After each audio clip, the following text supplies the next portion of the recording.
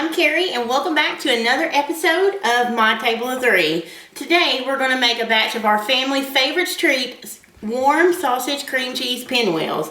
This is also one of the most popular recipes on my blog, so I wanted to share it with you guys here and show the steps, because I've had a few readers ask me for step to step.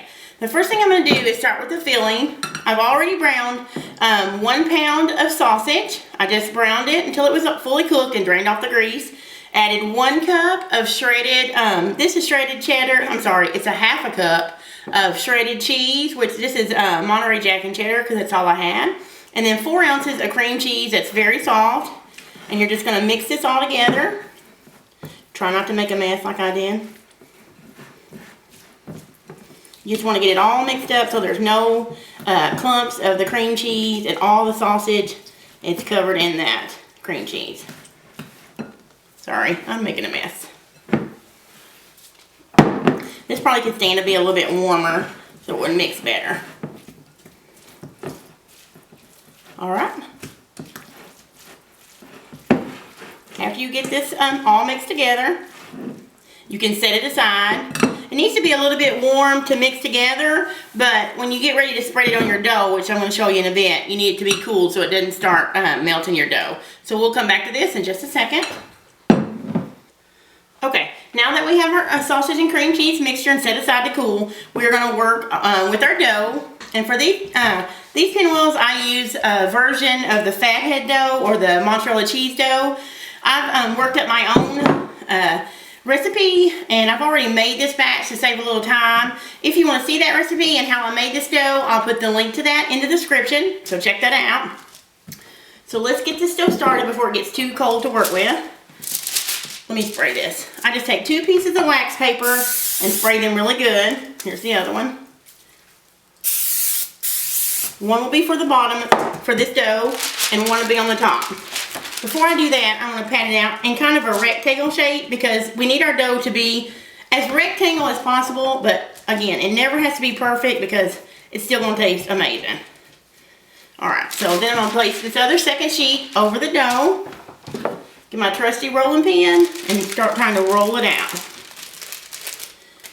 Now the thing about this dough is it is amazing. It's very versatile and fairly simple. The only thing I would say is that as it cools off, it gets harder to work with. The cheese that you make the dough out of, it starts setting back up, and the elasticity in it starts to fade. So kind of work as quick as you can, but don't, don't think, oh, I have to get this done in like 5 seconds or it's going to go bad, because it's really not. It's just, and if it does get a little bit, before you start rolling it out, you can always reheat it to make it a little bit more workable, which I had to do that a little bit before we started rolling this one out. So this is not a perfect square by any means, or rectangle, so that's fine. But anyway, you can see what I mean. Let me pull this top layer off so you can see it. It's not going to be a circle, but it is going to be, well, obviously this is a rectangle, oval shape, but we're going to roll it and we can trim off the ends once it's chilled. So once you have your dough, and you can see it's not sticking, so it's going to be easy to remove from this. We're going to take our filling that we made earlier and put that in the middle of this dough. And you can totally use your hands, which I may do some of that. I did wash my hands before the video, so if you want to do that. The main thing is here just to spread your mixture evenly. And you don't want it to be real thick in some places, or the dough may be harder to roll. Now, like I said, you're filling the sausage and cream cheese mixture. It needs to be, it doesn't have to be cold. Still need to be able to spread it, but it needs to be room temperature, or either a little bit cool anyway, so it doesn't start kind of making this dough get melty. The dough would be harder to work with and harder to roll. Okay. So once you have this evenly spread, or as evenly as you can, you want to make sure there's some filling on every part, all the way out to the edges. I would say that I've rolled my dough out to probably maybe 1/4 of an inch thick, probably, you can see there, but they don't have to be perfect. And the longer your dough is, the more rolls you'll get, and so the more swirls you get. Okay? So now we have that all filled. And now all we have to do is roll it up. All right, I'll be right back and we'll show you how to roll that up. And since we've got all our filling spread, now it's time to roll the pinwheels. So you're going to start with this edge that's closest to you. I left a little bit with no filling so I can start there. And here's, this is the trickiest part. It's not hard, but I just give it a little bit of tug. Not too hard or you'll break the dough. Just tuck it, roll. And to get a tighter roll, because you do want it as tight as possible, you just pull back a little bit, like pull and turn. And kind of tuck it with your fingers. Pull a little bit, turn, pull, turn. And can you see that, how it's starting to roll? And if you don't want to, you can do it really fast. Sometimes I don't have the time to be as patient as I am right now doing this video. Especially when my beautiful 8-year-old is needing mom. But right now we have a little extra time, so I'm going to try and get it as tight as possible. And it's just for aesthetics. They'll still taste good no matter how tight you roll them or how pretty they look. But I'm going to pull this towards me a little bit. And you see it's peeling right off this paper. I'm going to pull it this way toward me. It's just that the tighter you make them, the prettier they'll be. So if you're making these for a party or a special event, you'll want to roll them as tight as you can. And this is also where the thinness of your dough is important. You don't want it to be too thick or your layers will be really thick. Okay. And you just kind of push it over on that last. And once you get to the end, you can move it back on the paper. And I kind of shape mine. And press it down. And you can see the seal right here. I just kind of pinch it like this. So it seals. Now, once you have your roll, and you can see the folds in this, and it's not a big deal. We are going to slice it once it chills, and I'll wrap this up in paper to chill it, just the same paper you roll it out on. You can just roll it right on up. And I usually transfer it to a plate or something to chill it on. Okay, and now I'm going to put that in the refrigerator and chill it for about 30 minutes until it gets chilled. That will help the dough set and the filling, cream cheese filling set, and it'll be easier to slice. I'll come back after it's chilled and show you how to slice it up. Okay, now our dough has been chilled for 30 minutes. This is actually probably closer to 40 minutes because I was in the middle of something. So now I'm going to unwrap it out of the wax paper. Just unroll it. And here's what we have.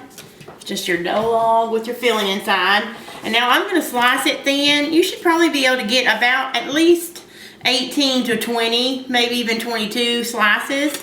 You want them thin so they'll bake quickly. And so let me slice these. Like I said, the thinner you slice them, the more you'll get, and you don't want them too thick. Let me get to a wider part of this.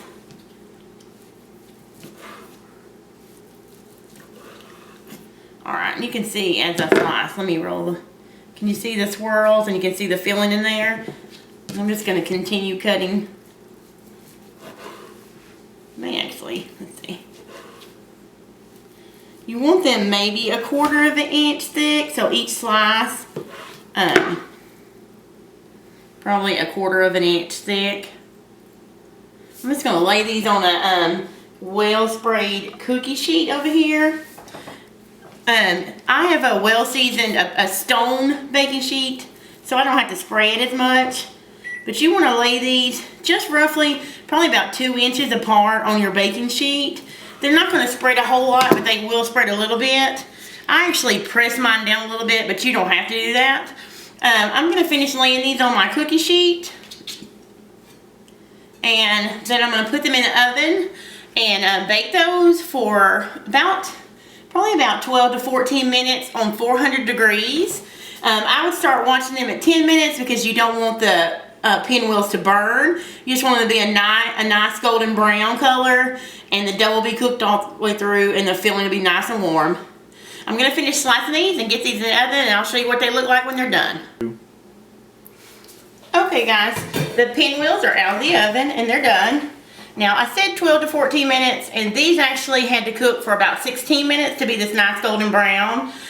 So just watch those, and you want them to be this nice golden brown color. That way the dough inside is completely cooked. So with ovens varying, it could take anywhere between, I'd say, 12 to 13 minutes to maybe 15 or 16 minutes. Just keep an eye on them. I like to leave mine on the cookie sheet just for a couple of minutes after you take them out of the oven. Then you can transfer these to either a cooling rack if you're going to store them in the fridge, or you could serve them. I'm just going to show you what they look like on a plate.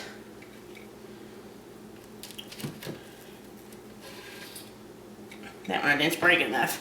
They look like this, and you can see how nice and golden brown they are on the bottom. They're crispy and they're tasty, and they're just an excellent low-carb, gluten-free, Trim Healthy Mama appetizer. You can have them for breakfast on special occasions or appetizer at any party. My family love these, and they cannot wait till I'm done with this video so they can dig in. If you like this video, thanks for stopping by, and please give me a thumbs up, comment, and subscribe for more videos like this. And if you'd like to have this complete recipe and the nutritional facts, I'll post a link below in the description. Have a great day, and thanks for stopping by my table of 3.